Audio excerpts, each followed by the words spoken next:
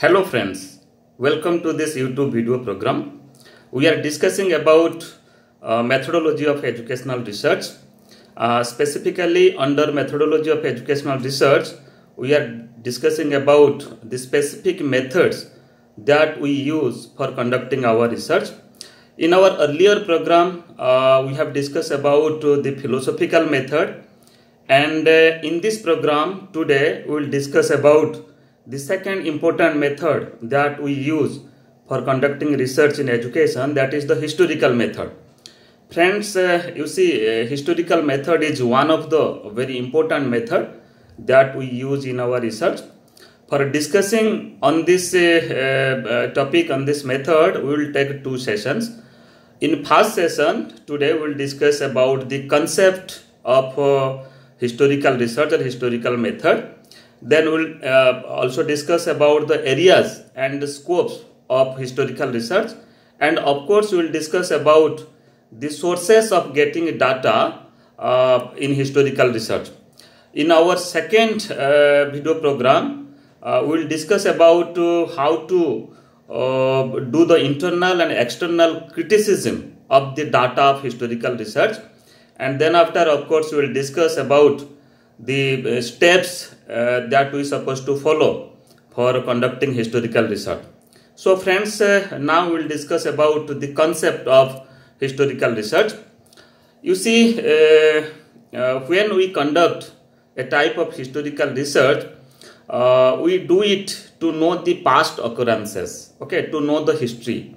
So when we talk about historical research in the discipline of education, means you will find that mostly the topics and the themes that will cover by doing the historical research, that will be from the education background, education discipline, okay, maybe from school system, maybe from any policies, you can say. So that's why when we talk about historical research in education, so you will find that the topics that covers school education, higher education, teacher education, technical education, or any other areas of education. And by doing or by employing historical method in educational research, we establish a type of causal relationship between the past happenings with the present practices. You see, means what has been conducted earlier, what has been happened earlier, and what is the implication of past happenings on the present practices. Okay, so that also we establish a type of causal relationship. Then next we can say studying the past helps us to better understand the present dynamics, and it also helps to direct us for future planning. So here I am saying three things. So when we study the past happenings and the past events and occurrences at the past, that will help for the present practice and to you can say to knowing and to understanding the present dynamics.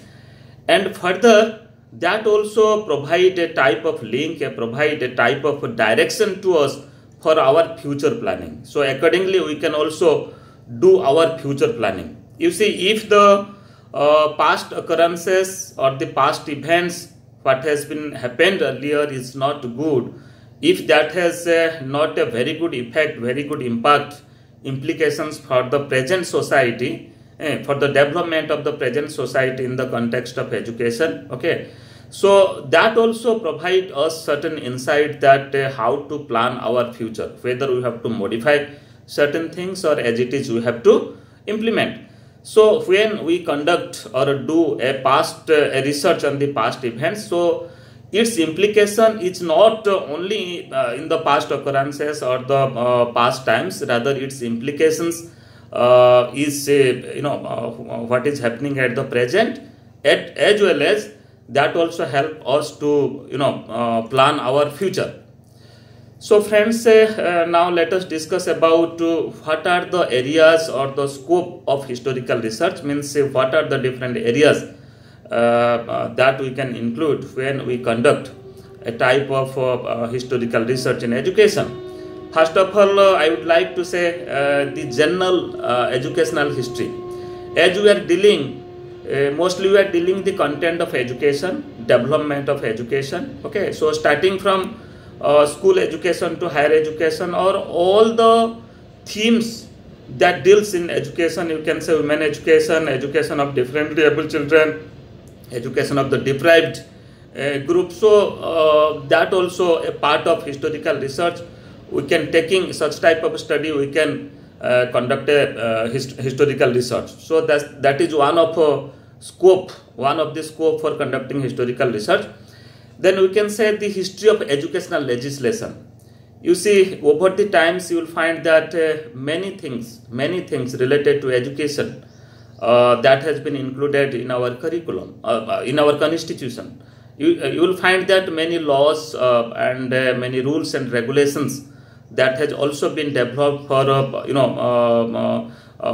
developing education. Okay, maybe related to elementary education, maybe related to universalization of elementary education, or other aspects of education. So that's why history of educational legislation is also one of the aspect, one of the area from where you can take a topic and you can conduct your study. Then you can say historical biography of contributors in the field of education. That is also another area, another scope. Historical biography of the contributors means those have contributed at a large to the system of education in the educational practices. You can also take the contributors as one of the theme, one of the topic, one of the area in your educational research if you are adopting the historical method. Then the most important thing is you can say the institutional history of education, like primary education, secondary education, higher education, distance education, non-formal education, adult education, teacher education. So these are some of the themes. These themes are based upon the institutions, or you can say these are the institutional history. So you see the development of primary education in India, the development of secondary education in India, development of higher education in India, development of teacher education in India since independence. Okay, so these are the very common things. Taking these things you can conduct your study. So these are the common areas. So these topics are come under the scope of historical research.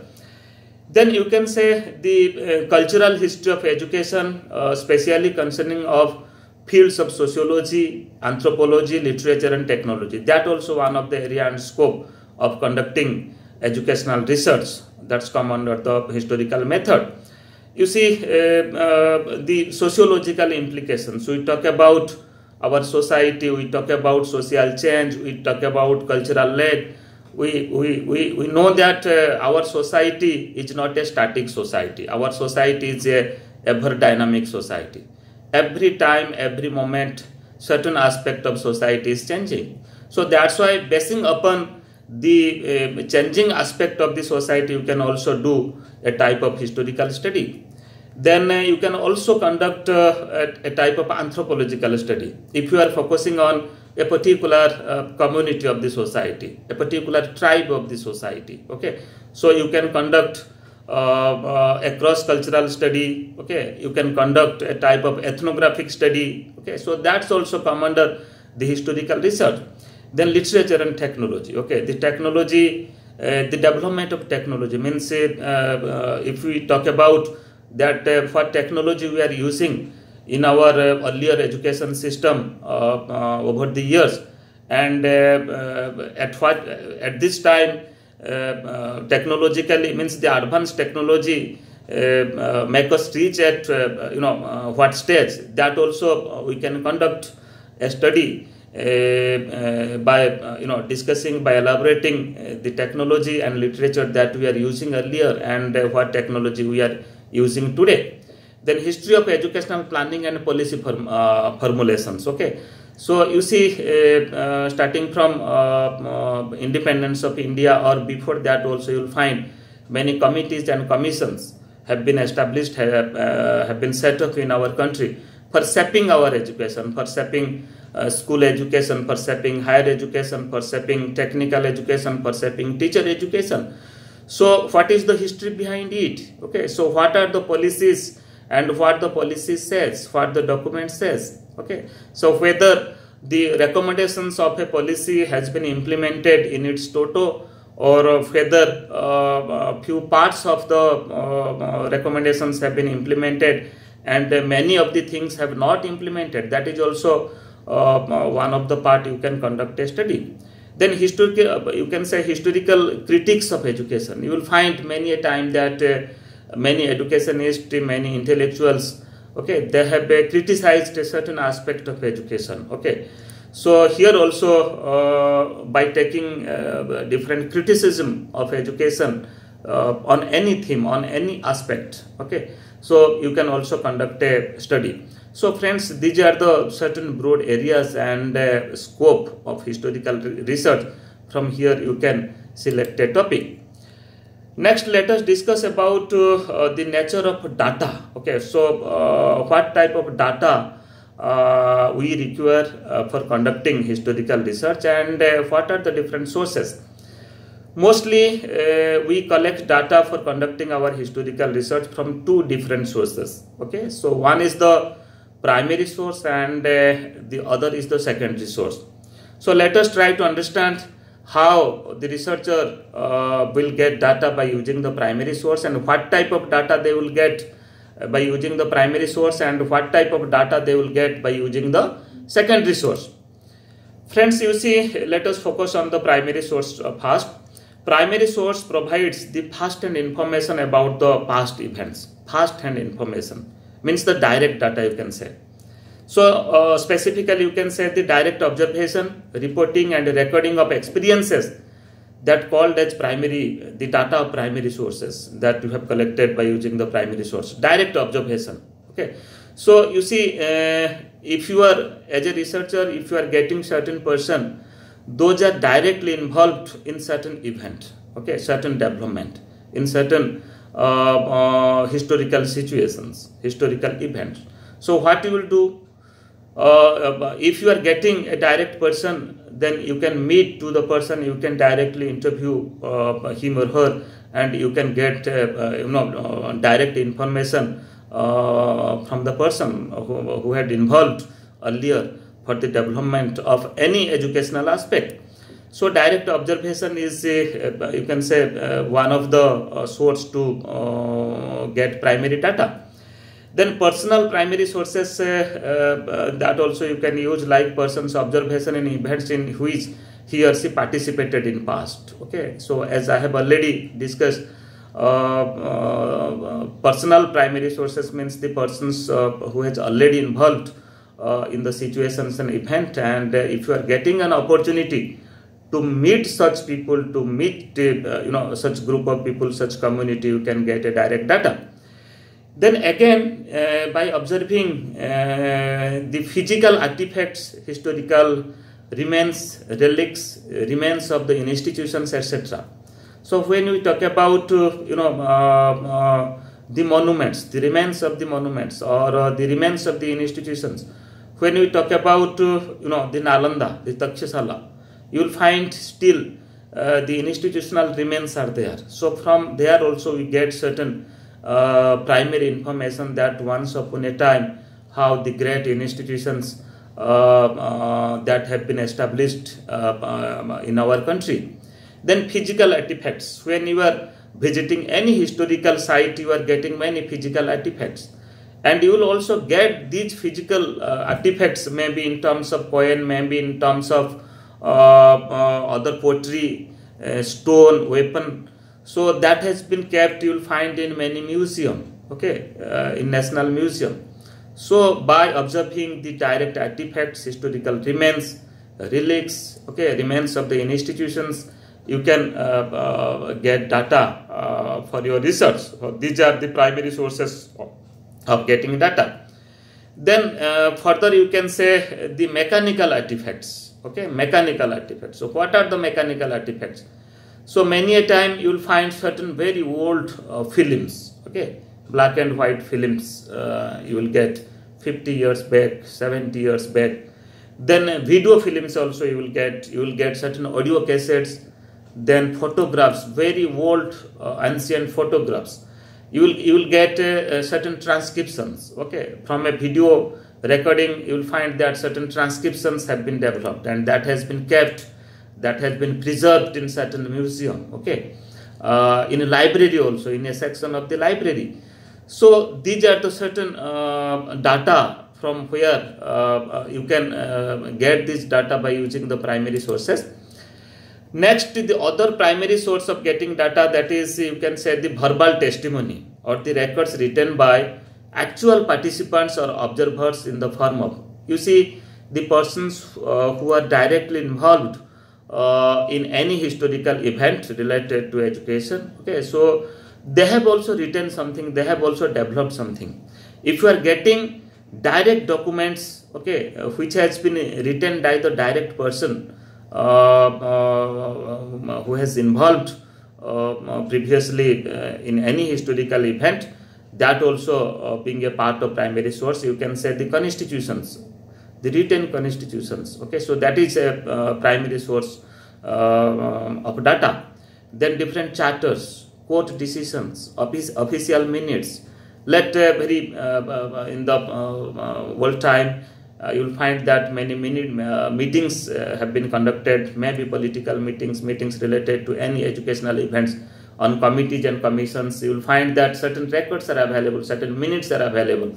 You can also use these minutes and records as source of the primary source of the data. Then you can also find the autobiographies, means the person, the direct person from where you are getting the data, they have written something about themselves. Okay, so that also become a primary source of getting data. Then letters, in the libraries and in the National Museum, you will find that letters written by Mahatma Gandhi, letters written by Rabindranath Tagore to Mahatma Gandhi. Okay, letters written by Subhash Chandra Bose. So such type of very you can say old data, letters that is available in our museum. So that also you can use as a primary source for conducting your research. Then different contracts, different deeds, different wills, permits, different licenses, certificates, bills, receipts.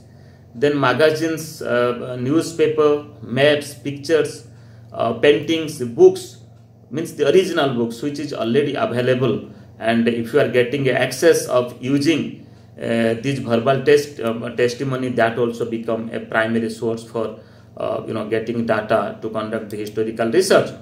Then next we will talk about the secondary source of getting data.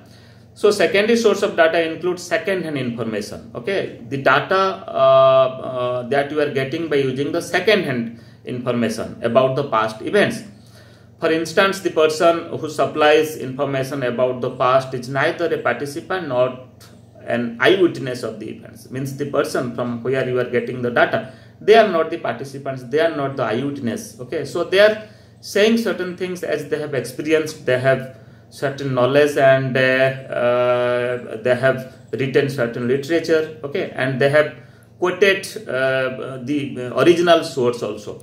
So items of this type can be written materials like newspaper articles. You can say, let you are getting a newspaper article, the original author has not written, that has been written by another editor, another author, but the author has quoted certain captions from the original source. So that also become a source, secondary source for getting data for conducting your historical research.